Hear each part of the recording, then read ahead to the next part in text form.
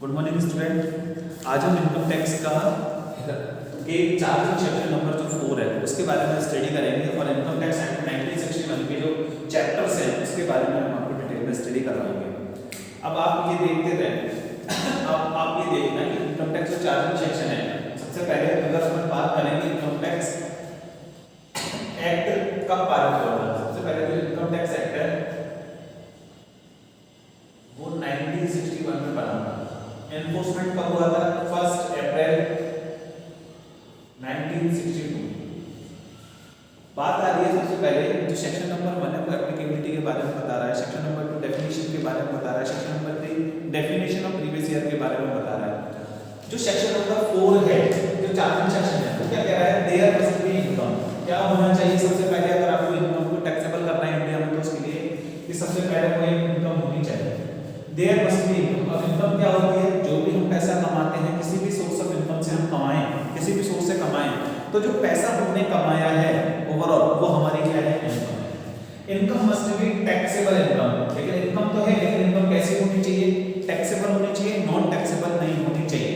Taxable income का मतलब होता है कर योग्य आय, कर योग्य आय जिस पर हम क्या कर सकते हैं? टैक्स लगा सकते हैं, इम्पोज कर सकते हैं।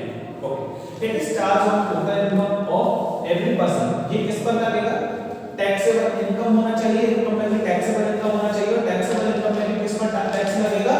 टोटल इनकम पर। वो भी किसकी? Every person.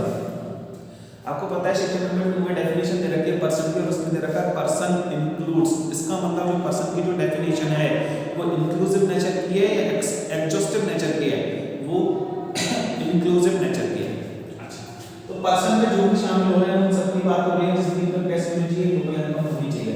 तो total income of previous year shall be charged tax in assessment year. अब यहां दो शब्द आ रहे हैं अलग-अलग। वो ये कह रहा है कि सबसे पहले इनकम जो है वो आपकी टैक्सेबल इनकम होनी चाहिए, प्रत्येक व्यक्ति की टोटल आय का होना चाहिए टैक्सेबल जो इनकम होगी, और वो जो टोटल इनकम है, ये जो टोटल इनकम है वो कौन सी है? जो प्रीवियस ईयर में should be charge to tax in assessment year. जो असेसमेंट ईयर में टैक्सेबल हो, कौन सी वाली ईयर की इनकम? Previous year. अब बात आ रही है कि ये प्रीवियस ईयर क्या है और ये असेसमेंट ईयर क्या है। देखो, कोई भी इनकम अगर हम कमाते हैं, जैसे अगर 2021-22 के अंदर मैं बात करूं, 2021-22 में आपने कोई भी इनकम कमाई, तो ये जो इनकम आपने अर्न की है, कि इनकम अर्न की है, तो इनकम क्या है? आपकी प्रीवियस ईयर में आपने कमाई। अभी प्रीवियस ईयर में, पिछले वर्ष में आपने कमाई, लेकिन इस इनकम पर टैक्स कब लगेगा? नेक्स्ट ईयर में लगेगा। तो ये जो नेक्स्ट ईयर आपका होगा यही आपका क्या कहलाएगा? असेसमेंट ईयर कहलाएगा। असेसमेंट ईयर का मतलब, असेसमेंट का मतलब होता है कर का निर्धारण करना। कर के निर्धारण वर्ष में टैक्स असेसमेंट ईयर को कहलाता है। तो total income of previous year shall be charged to tax in assessment year. वो असेसमेंट ईयर में टैक्सेबल हो जाएगी। टैक्स शैल बी लेवी क्या होना चाहिए? टैक्स शैल बी लेवी होना चाहिए, इम्पोज होना चाहिए at rate specified by finance act, जो आपके फाइनेंस एक्ट में दे रखी है।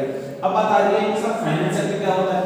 हमेशा रखना, इंडिया के जो फाइनेंस मिनिस्टर हैं, जो फाइनेंस मिनिस्टर हैं, उनके द्वारा संसद में, उनके द्वारा संसद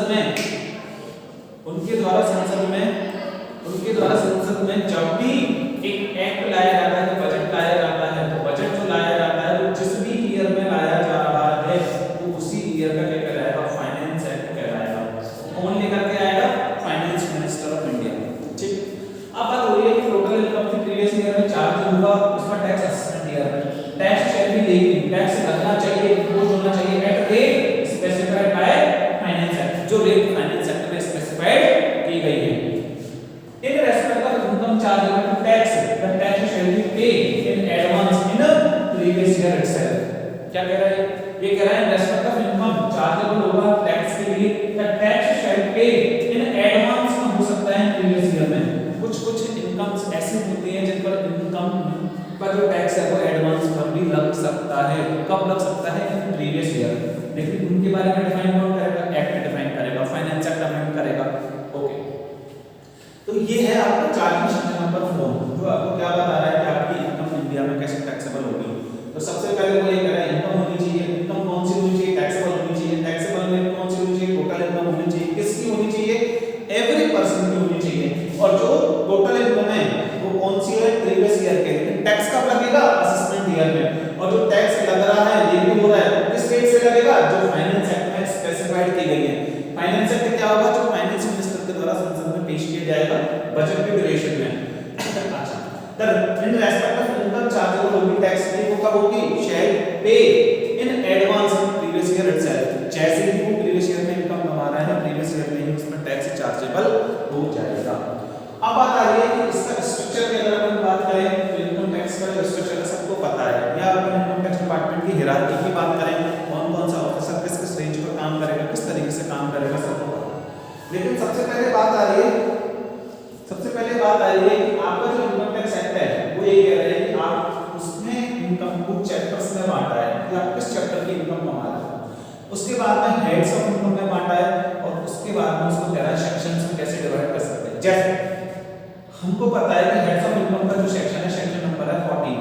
सेक्शन नंबर 14 जो 14 नंबर का जो सेक्शन है वो क्या कह रहा है कि आपकी जो इनकम है हेड्स में बढ़ेगी। लेकिन हेड्स किसमें बताए गए हैं, चैप्टर्स में बताए गए हैं इनकम टैक्स एक्ट 1961 में, और इन चैप्टर्स में जो हेड्स की जो इनकम है वो कुछ स्पेसिफिक सेक्शंस दिए गए हैं स्ट्रक्चर के बेस पर, हम उनकी बात कर रहे हैं। जैसे सबसे पहले चैप्टर कह रहा है 4A में किसकी इनकम दे रखी है, सैलरी की, और सैलरी की जो इनकम है वो किसमें टैक्सेबल होगी, 15 to 17। सेक्शन नंबर 15 से लेकर के 15, 16, 17 ये तीन सेक्शन ऐसे हैं जो एम्प्लॉय क्लास की जो इनकम है, जहां एम्प्लॉय का रिलेशन, एम्प्लॉय और एम्प्लॉयर का रिलेशनशिप अभिव्यक्त होगा, एक्सप्रेस होगा, वहां की जो इनकम होगी वो सैलरी मानी जाएगी, और वो जो सैलरी की जो इनकम है वो सेक्शन 15 to 17 में कंप्यूटेशन होगा। और टैक्सेबिलिटी के बारे में कह रहा है चैप्टर कौन सा कवर करेगा, 4A। ऐसे ही आपने कोई भी रेंटल इनकम आप कमा रहे हो, रेंटल इनकम आप कमा रहे हो, किराए की आय कमा रहे हो, आपने लेट आउट कर दिया अपनी प्रॉपर्टी को और आपको टेनेंट जो है, किराएदार जो है वो आपको इनकम कमाने का सोर्स दे रहा है, तो वो सोर्स किस पर जनरेट हो रहा है, आपकी हाउस प्रॉपर्टी के ऊपर। आपने संपत्ति को बेचा नहीं है, केवल किस पर दिया है, लेट आउट किया है, किराए पर दिया है। तो 4C जो चैप्टर है आपका क्या कह रहा है, सेक्शन 22 to 27 ये कवर कर रहा है जो हाउस प्रॉपर्टी से होने वाली जो इनकम है उसको कवर करेगा। ऐसे ही उसके बाद में 4D चैप्टर नंबर जो क्या कह रहा है, आपको सेक्शन नंबर 28 से 44D के बारे में एक्सप्लेन कर रहा है। ये कुछ सेक्शन से लगातार जो इस चैप्टर में कवर होंगे, जिसमें अगर हेड्स ऑफ इनकम की बात करें तो किस हेड से इनकम की बात कर रहा है, या तो आप बिजनेस करते होंगे या प्रोफेशन में होंगे। इन दोनों में जब आप होंगे तो आप या तो प्रॉफिट कमाओगे या गेन कमाओगे। अगर बिजनेस होगा तो प्रॉफिट कमाओगे, प्रोफेशन होगा तो गेन कमाओगे, सिंपल सी बात है। तो ये दोनों चीजें जब आप कमा रहे हो बिजनेस एंड प्रोफेशन से, उससे कमाने वाली जो इनकम है सेक्शन नंबर 28 से 44D में टैक्सेबल होगा। उसमें कंपटीशन के बारे में बताया जाएगा, उसका चैप्टर कौन सा होगा, 4D as per income tax act 1961।